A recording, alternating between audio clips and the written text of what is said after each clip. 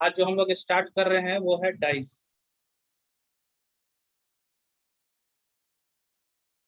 तो ये non verbal का टॉपिक है। से 2 मार्क्स का एक क्वेश्चन आता है, यानी कहने का मतलब है 1 से 2 क्वेश्चन आपसे पूछेगा। ठीक है।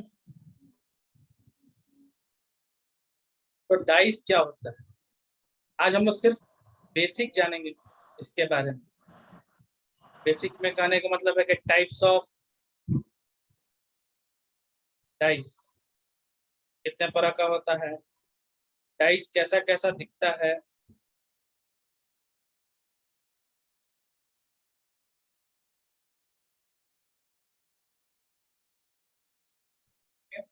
और इसके प्रॉब्लम को सॉल्व कैसे करें। बेसिकली होता क्या है कि जो डाइस है वो एक क्यूब की तरह होता है। किसकी तरह होता है? क्यूब की तरह होता है। हम लोग जो क्यूब देखते हैं उसमें वो हम लोग को एक डाइस की तरह ही दिखता है। और ये सबसे पहला चीज जो होता है लाइफ में, ये हम लोग देखते हैं, जिसको हम लोग कहाँ देखते हैं, तो लूडो के गोटी में देखते हैं। ठीक है, तो के गोटी में देखते हैं।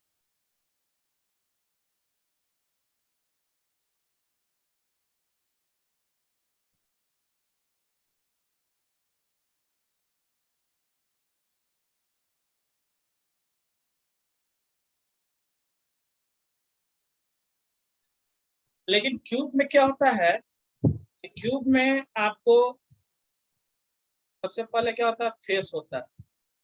तो फेस देखिए, 1 2 3 4 5।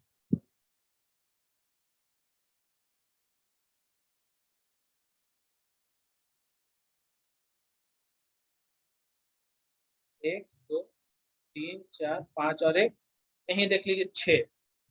ठीक है, ये अब सेम आगे पीछे, ये एक दूसरे के आगे पीछे और ये एक दूसरे के आगे पीछे, यानी टोटल फेस जो होता है वो 6 होता है। अब बात करते हैं एज की। और एज कितना होता है, एज देखिए, बताइए एज कितना होगा।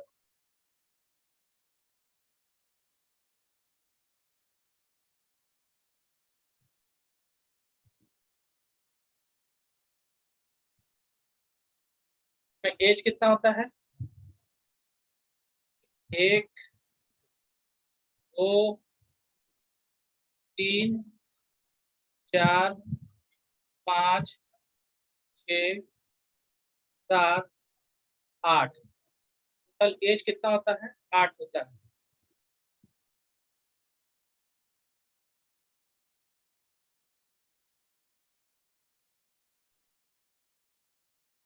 और कॉर्नर्स कितने होते हैं,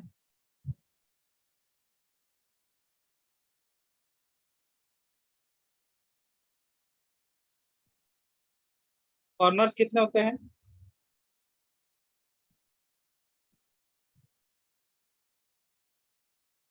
बताइए जल्दी से, कॉर्नर्स कितने होते हैं। कॉर्नर्स देखिए, 1 2 3 4 5 6 7 8 9 10 11 और एक 12। टोटल कॉर्नर्स कितने होते हैं, 12। यानी कहने का मतलब है कि फेस 6, एज 8 और कॉर्नर 12।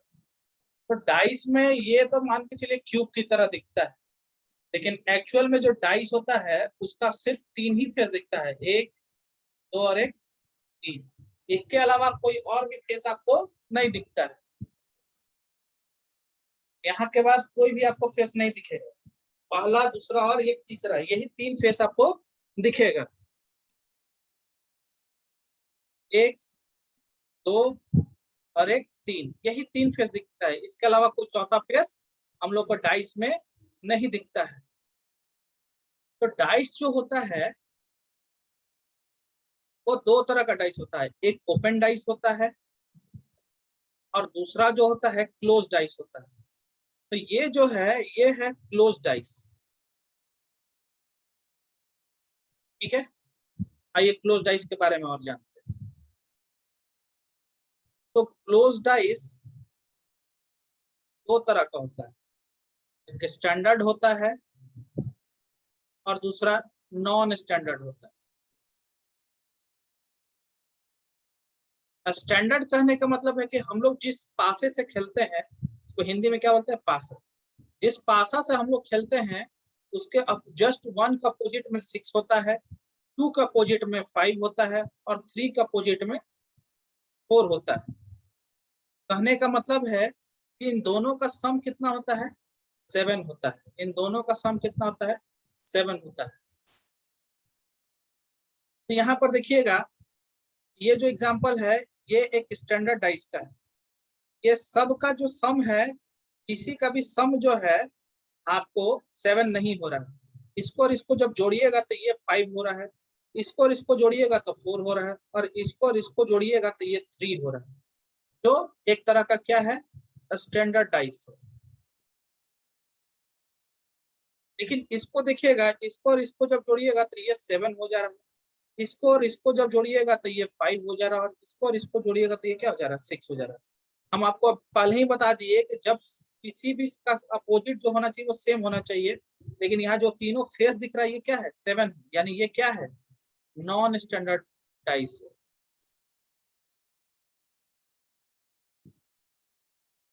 इसमें भी वही है, 3 और 1 5 कर रहे हैं तो 8 हो जा रहा है, यानी ये भी एक तरह का क्या है, नॉन स्टैंडर्ड डाइस।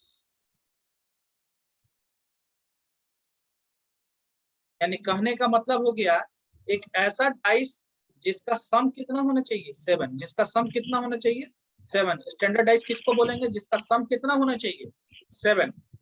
और नॉन स्टैंडर्ड डाइस में क्या होता है, जो फ्रंट वाले फेस में ये जो फेस है इसका सम 7 और 7 से ज्यादा हो जाता है।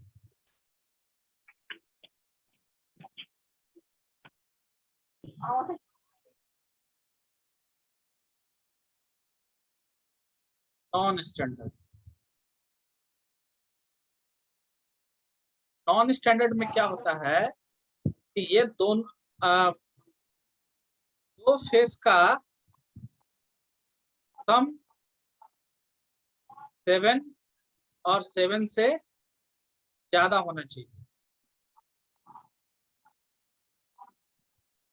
ये देखो ये दोनों जो फेस है ये दोनों का सम कितना हो रहा है, 7 हो रहा है। ये दोनों का फेस कितना हो रहा है, ये दोनों का 8 हो रहा है और ये दोनों का 5 हो रहा है। इसलिए हम इसको किस तरह का बोलेंगे, नॉन स्टैंडर्ड बोलेंगे।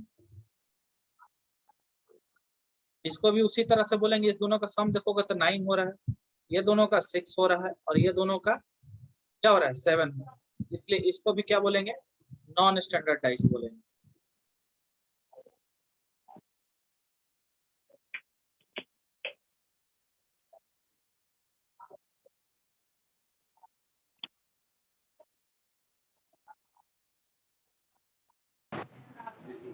Recording in progress. अब आ जाइए एक और डाइस देख लेते हैं।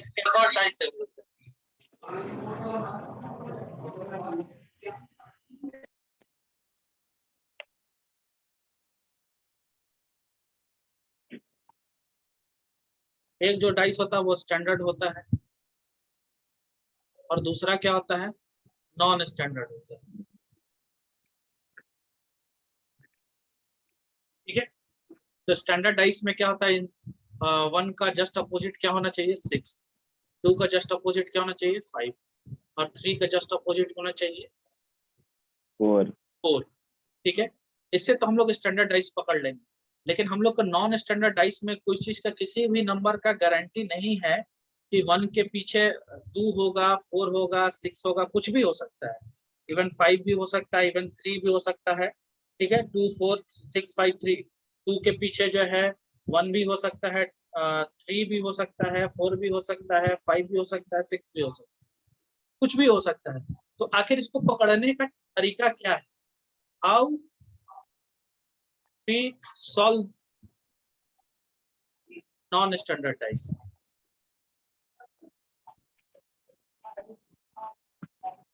ठीक है, तो ये टाइप 1 देखिए, इसको ये टाइप 1 है। इसका फिगर बना लीजिए, जो जो जिसको भी बनाना है।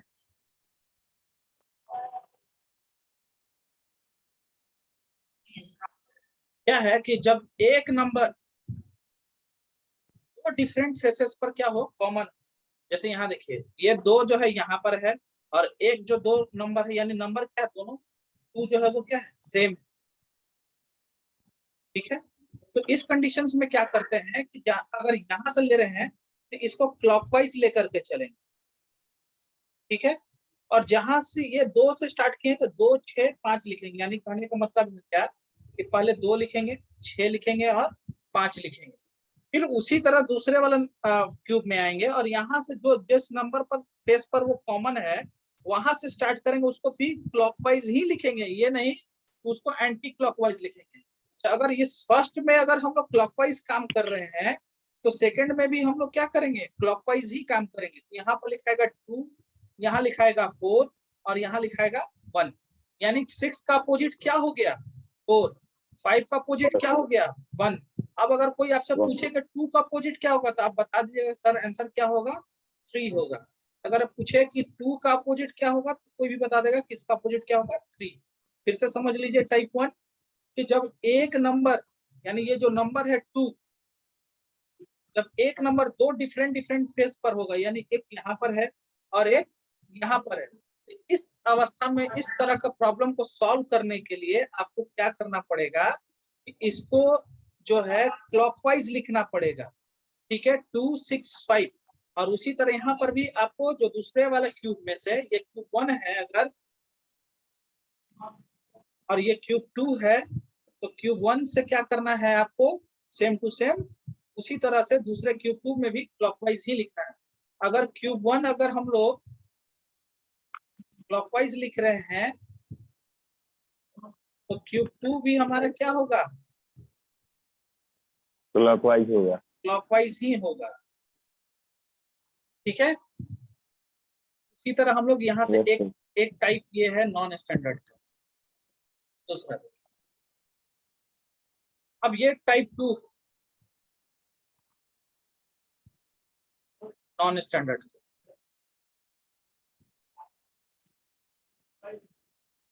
इसमें क्या है कि दो नंबर, यहाँ देखिए यहाँ पर भी देख रहे हैं तो क्या है कि 3 जो है, सॉरी ये टाइप 1 ही है, एक और एग्जांपल है। यहाँ पर क्या है 3 है और यहाँ पर क्या है 5, टाइप 2। हाँ, यहाँ पर क्या है, लेकिन यहाँ पर 3 है और यहाँ पर क्या है 5 है। फर्स्ट वाले टाइप में क्या हो रहा था, एक नंबर कॉमन था, एक कॉमन मिल रहा है, डिफरेंट डिफरेंट पेज पर। लेकिन टाइप 2 में क्या हो रहा है कि दो नंबर कॉमन है डिफरेंट फेस पर। ठीक है, तो इसमें भी क्या करेंगे, जस्ट ऐसे ही लिखेंगे। अगर ऐसे लिख रहे हैं इसको भी ऐसे लिखेंगे, यानी 3 5 1। ये हो गया डाइस 1 हो गया। ये अगर डाइस 2 है तो यहाँ पर भी ऐसे लिखाएगा, इसी तरह से लिखाएगा, यानी 3 5 और 2। यानी अगर हमसे क्वेश्चन पूछे कि 1 का अपोजिट क्या होगा, हम बता देंगे कि 1 का अपोजिट 2 होगा। लेकिन अगर हमसे पूछे कि 3 का अपोजिट क्या होगा तो हम बोल सकते हैं कि 3 का अपोजिट जो है वो कौन कौन सा नंबर बच गया 4 या 6 और 6। 5 का अपोजिट पूछेगा तो हम बोल सकते हैं कि 4 या फिर 6 होगा। ठीक है, अगर हमसे पूछते कि 6 का अपोजिट क्या होगा तो हम बता सकते हैं कि 3 और 5 हो सकता है।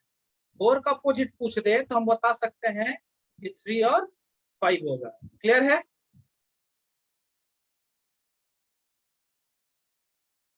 सर फिर से बताइएगा 4 का अपोजिट।